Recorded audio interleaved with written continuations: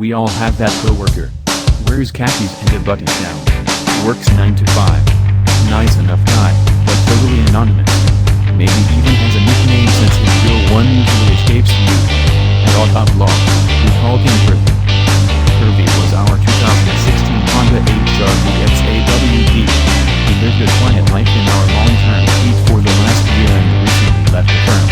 He was hard-working, put in his time, and, what did he do? The HRV is one of the least memorable vehicles we've tested of late.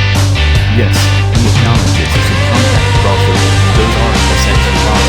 But like the Interior spends half his week on expensive cars, the HRV just didn't stand out.